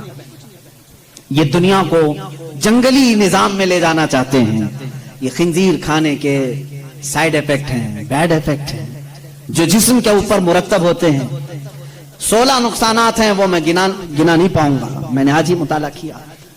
دوسری چیز شراب کے متعلق کہ اس میں تو مزہ ہے، کیوں منع کیا اسلام نے؟ یہ بھی میں نہیں کہوں گا، تمہاری تحقیقات سے جاؤ آج پھر یہ بھی تلاش کر کے مجھے بتاؤ انٹرنیٹ پر کہ شراب کے، وائن کے سائیڈ ایفیکٹ کیا کیا ہیں، الکوہل سے کتنے نقصانات ہیں. میرے عزیزو، دوسروں کو بولنے کی ضرورت نہیں، گورنمنٹ ہر جگہ کی بولتی، نہیں بولتی؟ ڈونٹ ڈرنک اینڈ ڈرائیو جگہ جگہ لگائے رہتا ہے، بیچتے بھی وہی ہیں. بولتے ہیں پی کر کے چلانا مت، گاڑی مت چلانا. ان سے پوچھو کیوں؟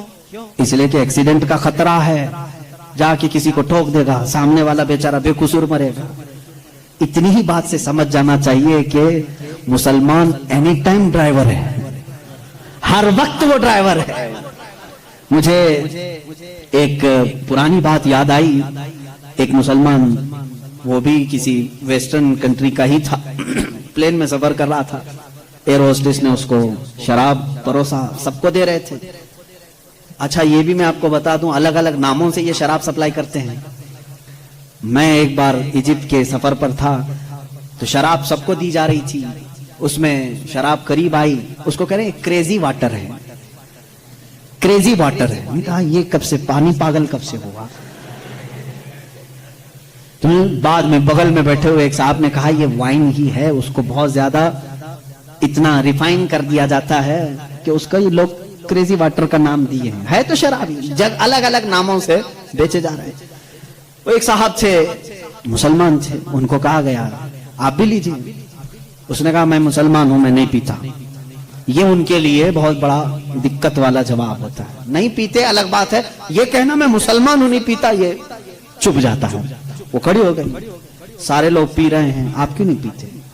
اس میں جسم کو سکون ہے، راحت ہے، آپ آرام سے سو جائیں گے جب تک سفر کٹ جائے گا، پی لیں آپ.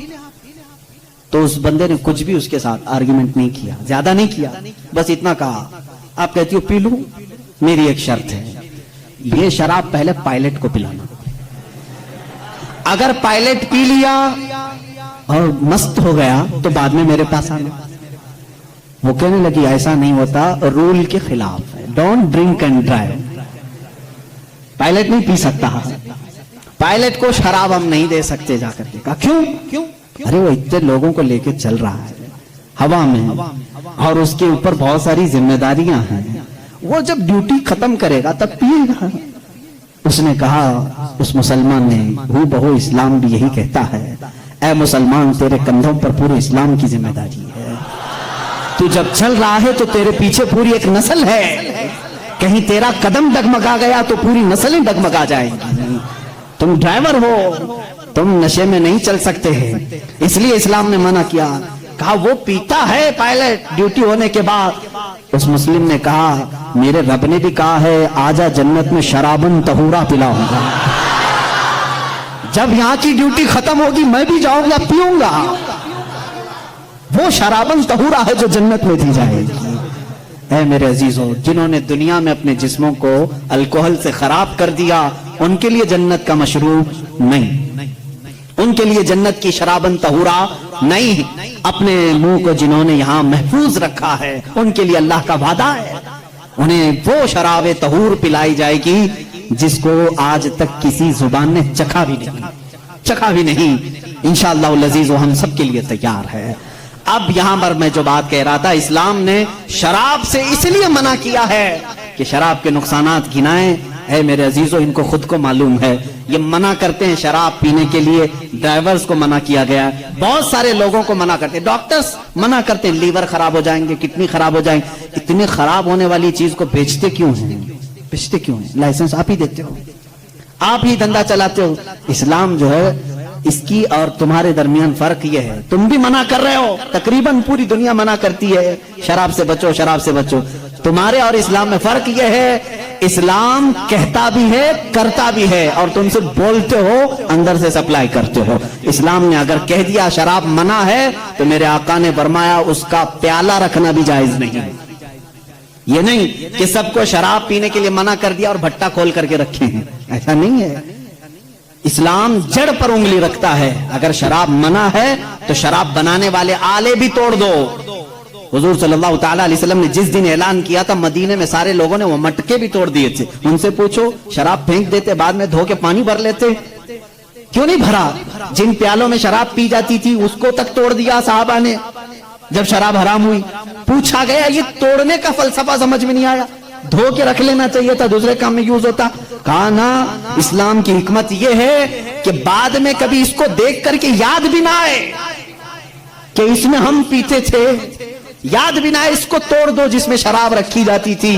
اسلام وہاں تک کی پابندی لگا چکا ہے. اے میرے عزیزو، بہت ساری خصوصیات ہیں. جس دین پر آپ قائم ہو یہی کامل دین ہے، یہی اکمل دین ہے. اس میں نقص اور عیب کی ایک بھی گنجائش نہیں. میرا ٹاپک اور طویل تھا لیکن وقت کی گنجائش نہیں ہے، ہمیں جلدی بات سمیٹنے کا کہا بھی گیا ہے. کل سے انشاءاللہ العزیز میں اور جلدی شروع کرنے کی کوشش کروں گا تاکہ آپ تمام حضرات اپنے وقت پر جلد سے جلد پہنچ جائیں. آخری میری چند باتیں یہ سن لو. جس دین فطرت پر آج ہم سب عمل کر رہے ہیں، اے میرے غیور نوجوانوں، میں نے کل بھی یہ بات کہی تھی کہ کبھی اپنے آپ کو ہلکا مت سمجھنا. تم جس دین پر قائم ہو فخر سے کہو گے کہ میں مسلم ہوں، فخر سے کہو گے الحمدللہ میں اسلام پر ہوں. کیونکہ دنیا آج اس طرح کے پروپیگنڈے پھیلا رہی ہے. یہ ٹی وی میڈیا کے ذریعے، یہ دجالی میڈیا ہے جو پورے بیٹھے ہوئے ہیں، یہ دجال کی فوج ہے. پورے حق کو باطل بنانا، باطل کو حق بنا کر کے پیش کرنا.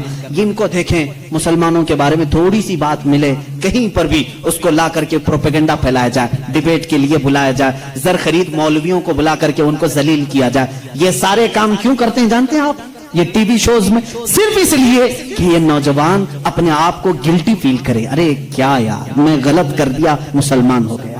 دیکھو ہمارے مسلمانوں کے ساتھ کیا ہے. اور پھر یہ کیا کرنے لگتا ہے، دھیرے دھیرے اپنے آپ کو چھپانے لگتا ہے، دوسروں کے سامنے جا کر کے کہنے لگتا ہے نہیں نہیں نہیں میں ویسا مسلمان نہیں ہوں، ایسا مسلمان نہیں. تم صفائی دینے لگ جاتے ہو. ان کی باتوں میں آ گئے تم، ان دجالی لوگوں کی باتوں میں بہک گئے. تمہیں فخر سے یہ کہنا چاہیے تھا تم جس کا پروپیگنڈا کر رہے ہو میں اس مسلمان کو نہیں مانتا جو غلط کرتا ہے.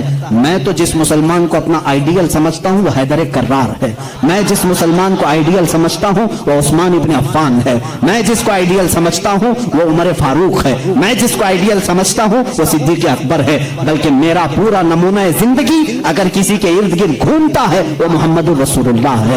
میں کسی ایسا کا عاشق نہیں ہوں کہ تم مجھے بلیم کرو کہ تم کمزور لوگ ہو، تم لوگ ایسے ہو ویسے ہو. نہ، میں کبھی بھی اسلام کو ہلکا نہیں سمجھتا. ہو سکتا ہے میرے سے خرابیاں ہو جائیں، غلط کام ہو جائے، لیکن میرا دین ہلکا نہیں ہے. میرا دین ہلکا نہیں ہے. تم ہمیشہ پراؤڈ فیل کرو، ہمیشہ اپنے آپ کو فخر سے محسوس کرو.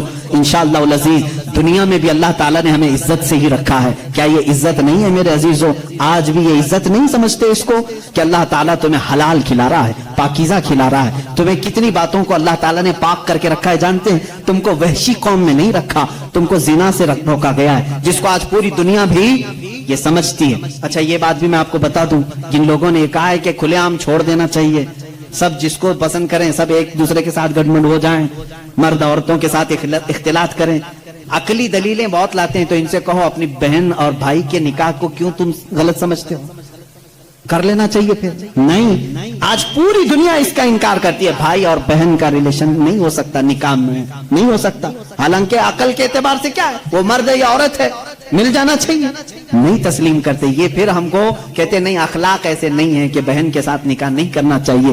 میرے عزیزو اسلام اخلاق ہی تو سکھاتا ہے، اخلاق ہی تو سکھاتا ہے کہ ہم مردوں کو یہ حکم دیتے ہیں ہر ایک عورت کے ساتھ تم دست درازی نہیں کرو گے، بلکہ وہی عورت تمہارے لیے حلال ہوگی جس کے ساتھ نکاح کا ایگریمنٹ کر کے آؤ گے. ہم ہر عورت پر اپنے ہاتھ چلانے اور اپنے حکم جھاڑنے کی بات نہیں کرتے، بلکہ وہی عورت تمہاری زندگی کا ہم سفر بنتی ہے جس کو تم نے سب کے سامنے علل اعلان قبول کیا ہے. ہم چھپ کر کے کسی عورت کو لے جانے کے قائل نہیں، بلکہ میرے آقا نے فرمایا جب نکاح ہو تو اعلان کرو، سب کو اعلان کر کے بتاؤ کہ میں فلاں کے ساتھ اب وابستہ ہو چکا ہوں. عزیزان گرامی، میری باتوں کا خلاصہ صرف اور صرف یہ ہے کہ میں اپنے نوجوانوں کے اندر سے وہ باتیں نکالنا چاہتا ہوں جو آج دنیا لوگوں کے ذہن میں ڈالنے کی کوشش کر رہی ہے. اس کے بعد اور سخت معاملات آنے والے ہیں، اور سخت معاملات آنے والے ہیں. یہ مسجدوں کی پکس دکھائیں گے، مسجدوں کے فوٹو دکھائیں گے اور اس کے بعد دہشت گردی کو دکھائیں گے. مسجدوں سے یہ کام ہوتے ہیں. کیوں یہ سب چیزیں کرتے ہیں معلوم؟ ان کو بھی معلوم ہے مسجدوں میں صرف اللہ کی عبادت ہوتی ہے, یہاں جھکتے ہیں, بات اپنے رب کی کرتے ہیں, سب کو معلوم ہے. لیکن وہ صرف اور صرف تمہارے دلوں میں یہ ڈالنا چاہتے ہیں کہ تم کبھی کبھار گلٹی فیل کرو, اپنے آپ کو کمزور سمجھو, مسلمان ہونا میری غلطی تھی, مسلمان ہونا میرا گناہ تھا, یہ تم کو باور کرانا چاہتے ہیں. معاذ اللہ, کبھی نہ آنے دینا. اور انشاءاللہ العزیز میں یہ سب چیزیں بولتا رہوں گا, چاہے یہ پوری میڈیا مل کر کے ہمارے بچوں کو ورغلانے کی کوشش کرے. میرے رب کی ذات سے مجھے یقین ہے, میں سال میں ایک بار کہوں گا انشاءاللہ یہ نوجوانوں کی دلوں سے خوف نکلے گا, نکلے گا, خوف نکلے گا. آپ اپنے فخر کے ساتھ اسلام سے وابستہ رہیں گے, اس لیے کہ میں کسی مجرم دین سے تعلق نہیں رکھتا, میں کسی پاپی دین سے تعلق نہیں رکھتا, بلکہ میں اس دین سے وابستہ ہوں جہاں رسول کریم صلی اللہ تعالی علیہ وسلم نے ہمیں یہ سکھایا ہے کہ اگر صدیق اکبر کے پاس ایک یہودی عورت درخواست لے کر کے آتی ہے, مجھے مدینہ سیف نہیں لگ رہا, مجھے یمن جانے دو, یہودی تھی, صدیق اکبر کے پاس اس نے درخواست دی, حضرت ابوبکر صدیق نے اونٹنی منگوائی, 2 صحابہ جوان صحابہ سے کہا اس کو یمن تک چھوڑاؤ. کس کی عورت تھی؟ ہماری نہیں, یہودی عورت تھی. اب اسی یہودی عورت سے سنو یہ 2 نوجوان کیسے لے کر کے گئے, یمن تک چھوڑنے کے لیے گئے. وہ عورت یمن پہنچی تو وہاں جا کر کے اس کا الگ ہی معاملہ تھا. یہ دونوں نوجوانوں کے بارے میں وہ بتاتی ہے, سارے لوگوں کو جمع کر کے, میں سمجھتی تھی کہ مدینہ سیف نہیں ہے, سارے مسلمان جمع ہو گئے, اب یہاں پر سب مسلمان بھر گئے, لیکن میں نے یہ 2 نوجوانوں کو دیکھا مدینے سے لے کر یمن تک یہ میرے ساتھ آئے, لیکن ایک بار بھی انہوں نے سر اٹھا کر میری طرف دیکھا نہیں. جب کبھی کوئی چوکی آتی, چیکنگ پوائنٹ آتا تھا, صحابہ ہوتے تھے, تو یہ دونوں نوجوان آگے بڑھ کر کے کہتے صدیق اکبر اور خلیفۃ المسلمین کا بھیجا ہوا مسافر ہے, دروازہ کھول دیا جائے اور آگے جانے کی اجازت دی جائے. وہ جو پولیس کھڑی ہوتی تھی صدیق اکبر کی, وہ تک اوپر نہیں دیکھتے تھے, اس لیے کہ مدینے سے کوئی یہودی عورت کو چھوڑنے کے لیے یمن جا رہا ہے. 1-2 صحابہ کا قافلہ, اس دن وہ عورت کہتی ہے یمن میں سب کو جمع کر کے, اے لوگوں میں آئی تو تھی مدینہ سیف نہیں سمجھ کر کے, سب تم گواہ ہو جاؤ میں اسلام میں جاتی ہوں, وہیں سیفٹی لگ رہی ہے. ہمیں وہ معاشرہ میرے رسول نے عطا کیا ہے. رسول کریم صلی اللہ تعالی علیہ وسلم نے گرتوں کو سنبھالا ہے, اٹھایا ہے, ایک مقدس معاشرہ ہمیں دیا ہے. سود کا خاتمہ میرے آقا نے کیا, اور وہ بھی عرفات کے میدان میں کھڑے ہو کر کے حضور نے فرمایا یہ سود کی جہالت میں اپنے پیروں سے رونتا ہوں. میرے آقا نے کیا فرمایا؟ سود کو میں رونتا ہوں, جس کو آج الگ الگ نام دے رہے ہوں گے, بڈی کہو, بیاج کہو, یہ حضور اکرم نے منع فرما دیا, رسول کریم صلی اللہ علیہ وسلم نے. اور آج یہ ترقی یافتہ دنیا جس کو آج کہہ رہے ہیں, چاہے وہ امریکہ ہو, اسرائیل ہو, یورپ ہو, یہ سب کے سب آج سودی نظام پر چل رہے ہیں, پورا کا پورا. ان کے کریڈٹ کا جو سسٹم ہے, سود کا جو نظام ہے, پوری دنیا کو سود کھلا رہے ہیں. آج ساری بینکوں کا نظام انہوں نے سودی بنا کر رکھا ہے. کیا یہ زور زبردستی نہیں ہے؟ ایک ضرورت مند کو پیسے دینا اور اس کی زمین ہڑپ لینا, اس سے زیادہ مانگ لینا. اسلام تو یہ کہا ہے کہ اگر کسی کو قرض کی ضرورت ہے تو بغیر 1 روپیہ بھی فائدہ دیے اسے قرض دے سکتے ہو تو دو. یہ اسلام ہے. بلکہ حضرت عمر کے زمانے میں ایک ایسا شخص بھی آ گیا جو کسی سے قرضہ لیا تھا, دے نہیں رہا تھا, اس نے آ کر کے مقدمہ کر دیا حضرت عمر کے پاس, اور وہ رونے لگا. جو قرض دار تھا وہ رونے لگا, پیسے کچھ بھی نہیں ہے. مدینے والے نے مقدمہ کر دیا کہ یہ باہر کا آدمی ہے, مجھ سے قرضہ لیا, باہر کا آدمی ہے, مدینے کا نہیں. حضرت عمر نے کہا پیسے واپس کر رہا ہے یا کیا کرے گا؟ کہا میں اپنے گاؤں جا کر کے لے کے آ سکتا ہوں, میرے پاس تو نہیں. کہا تو گاؤں جا کر واپس آئے گا, کیا گارنٹی؟ یہاں بھی بینکیں گارنٹی لیتی ہیں نا. عمر فاروق رضی اللہ تعالیٰ نے پوچھا کوئی گارنٹی ہے؟ کہا مجھے مدینے والے کوئی بھی نہیں جانتے. ہاں وہ تھا مسلمان, یا جو بھی رہا ہو, مجبور تھا, مظلوم تھا, پیسے نہیں تھے. پوچھا مدینے والوں میں سے کوئی اس کی گارنٹی لے گا, کوئی گارنٹر بنے گا, ضامن بنے گا؟ تو کوئی نہیں تھا. ایک صحابی اٹھے حضرت ابو دردہ, کہا حضرت عمر سے کہ میں اس کی گارنٹی لیتا ہوں. کہا کتنے دن کی؟ کہا اس شخص سے پوچھا گیا کب تک آئے گا؟ کہا 2 دن میں آؤں. حضرت عمر نے کہا ابو دردہ تم نہیں پہچانتے اس کو, اگر یہ 2 دن بعد نہیں آیا تو تجھے جیل میں ڈالیں گے, تیار ہے؟ کہا ٹھیک ہے تیار ہے. وہ چلا گیا. 2 دن گزر گئے, پھر عدالت لگی.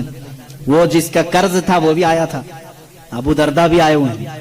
تھوڑی دیر گزری, مغرب کا وقت ہوا, وہ شخص آ گیا, پیسے لے کر کے آیا حضرت عمر کے پاس. کہا بڑا احسان آپ کا, آپ نے 2 دن کا ٹائم دیا, میں اپنا قرض لے کر کے واپس آ گیا ہوں. تھوڑا سا قرض تھا, اس پر انٹرسٹ نہیں, جتنا لیا تھا اتنا لا کر دیا, معاملہ ختم ہوا. لیکن اچانک جانتے معاملہ بدل گیا. جس کا قرض تھا وہ آیا حضرت امیر المومنین کے پاس, کہا میں معاف کرتا ہوں, مجھے نہیں چاہیے پیسے اس کے, اس کو واپس دے دیں, یہ غریب ہے, ضرورت مند ہے, دے دیں اس کو. حضرت عمر نے کہا یہی بات 2 دن پہلے کیوں نہیں کی؟ وہ گیا گاؤں جا کر کے لے کے آیا, آج تم اس کو معاف کر رہے ہو. کہا امیر المومنین سے, امیر المومنین میں گھر گیا تو اس کے بعد مجھے ایسا لگا دل میں کہ ایک مجبور جو قرض میں پھنسا ہوا ہے, اگر میں آج معاف نہیں کرتا تو کہیں دنیا یہ تانا نہ دے دے کہ محمد کے غلام معاف نہیں کرتے. میں نے صرف میرے آقا کی طرف توجہ کی, اس لیے میں نے آج معاف کر دیا کہ کوئی انگلی میرے رسول کی طرف نہ اٹھائے. حضرت ابو دردہ اسی وقت کھڑے تھے. کہا حضرت امیر المومنین نے, تم پہچانتے بھی نہیں تھے, کیسے اس کی گارنٹی لے لی؟ انہوں نے بھی یہی کہا, امیر المومنین دیکھا مجمع سناٹا ہے, کوئی نہیں اٹھ رہا, میں صرف اس لیے اٹھا کہ بعد میں دنیا یہ نہ کہے کہ محمد کے غلاموں میں دوستی یاری بھی ختم ہو چکی ہے, مدد کرنے کا جذبہ ہی ختم ہو گیا ہے. اس لیے میں کھڑا ہو گیا کہ جانتا ہوں یا نہیں جانتا ہوں, میں مدد کے لیے کھڑا تو ہو جاؤں, کہیں میرے نبی کو کوئی یہ نہ کہتے. وہ شخص جو قرضہ لے کر کے آیا, امیر المومنین نے اس سے پوچھا آخر میں, تو گیا تھا, جا سکتا, غائب ہو گیا, تجھے کون پکڑنے آتا؟ اس نے کہا امیر المومنین 2 دن سے اسی بے چینی میں تھا, چاہتا تو بھاگ جاتا, اس لیے لوٹ آیا کہ بعد میں دنیا یہ نہ کہے کہ محمد کے غلام وعدہ خلافی کرتے ہیں, غدار نہ کہیں رسول کے غلاموں کو, اس لیے ہم لوٹائے. میرے نبی نے وہ اسلام دیا ہے, سود کے نظام کو ختم فرمایا ہے, اور حضور صلی اللہ علیہ وسلم نے فرمایا زور زبردستی کسی پر نہیں. ہمارے ہاں کسی کالے پر کسی گورے کو فضیلت نہیں, کسی لمبے کو کسی ناٹے پر فضیلت نہیں, کسی بھی بڑے آدمی کو امیر کو غریب پر فضیلت نہیں, بلکہ ہمارے ہاں فضیلت اگر ہے کسی کو صرف تقوی اور پرہیزگاری پر ہے. آج جو اسلام پر بھونکتے ہیں وہ اپنی زمین نہیں سنبھال پا رہے. امریکہ میں کالے گورے کی لڑائی آج بھی چل رہی ہے, آج بھی چل رہی ہے. رائٹس اتنے ہیں, گورے کالوں کو مار رہے ہیں, کالے گوروں کو مار رہے ہیں. تم 14 صدیوں کے بعد اس ترقی یافتہ زمانے میں کالے گورے کا فرق نہیں مٹا سکے. وہ حبیب کائنات صلی اللہ علیہ وسلم 14 صدیوں پہلے ہی نہایتی حبشہ کے رہنے والے کالے لوگوں میں سے ایک بلال کو خانہ کعبہ کی چھت پر چڑھایا اور دنیا کو یہ بتایا کہ وابستگی اگر نبی کے غلامی کی ہو جائے, رسول کے دامن سے کوئی وابستہ ہو جائے, تو اس کا مقام صرف یہ قالین فرش نہیں بلکہ کعبہ کی چھت بھی اس کے قدموں کے نیچے ہوتی. عمر حضرت بلال حبشی کو حضور نے چڑھایا کہ نہیں چڑھایا؟ فتح مکہ کے دن حضرت ابو بکر تھے, حضرت عمر تھے, حضرت عثمان تھے, حضرت علی تھے رضوان اللہ علیہ مجمعین. ان میں سے کسی کو کھڑے کر کے کہتے چڑھو اوپر اذان دے دو نہ. حضرت بلال کو کیوں کہا؟ پوری دنیا کو یہ بتانے کے لیے امیری غریبی غلام آقا کا فرق اسلام نے مٹا دیا. اب آقا وہ ہوگا جو رسول کا غلام ہوگا. عزیزان گرامی وقار, اسلام اس دین کو کہتے ہیں جس میں اونچ نیچ کا فرق نہیں, جہاں امیری غریبی یہ سارے سسٹم نہیں. یہ کاسٹزم کہاں سے اسلام میں نہیں. اگر تم برادری کے فرق کرتے ہو تو یہ جہالت ہے. ہمارے یہاں ان تمام چیزوں کی مذمت کی گئی ہے, اور یہ اسلام پر بھونکنے والے لوگوں سے پھر میں کہتا ہوں ذرا اپنے دامن میں جھانک کر کے دیکھ لو. آج بھی تمہارے یہاں مار توڑ ہے, اس برادری کا آدمی اس برادری سے شادی نہیں کر سکتا. ارے راجستھان میں آج بھی ہے, چھوٹی برادری والوں کو اگر وہ آ کر کے پانی کے گلاس کو ہاتھ بھی لگا دیے تو ان کا گلاس توڑ دیا جاتا ہے. آج بھی ہے. دلت لوگوں کے ساتھ آج بھی یہ ناانصافی ہے. ہندوستان کی بات کر رہا ہوں. اور اسلام اس دین کو کہتے ہیں جہاں سب امیر غریب ایک ہو گئے. اسی لیے شاعر نے کہا تھا, شاعر مشرق نے, کہ آ گیا عین لڑائی میں گر وقت نماز. یہ اسلام کا فلسفہ ہے. آخری میں سمجھا رہا ہوں اسلام کی ایکویلٹی کو, مساوات کو تم کیا سمجھ سکو گے. آج یہ جو برابری کے حقوق کی بات کرتے ہیں, میں ان سے کہتا ہوں ذرا کبھی کسی دلت کو پنڈت بنا کے دکھاؤ. کسی دلت کو, کسی SC ST کو تم اپنے مندر کا پجاری بنا کے دکھاؤ. نہیں, اب شگن ہو جائے گا, اب شگن ہو جائے گا.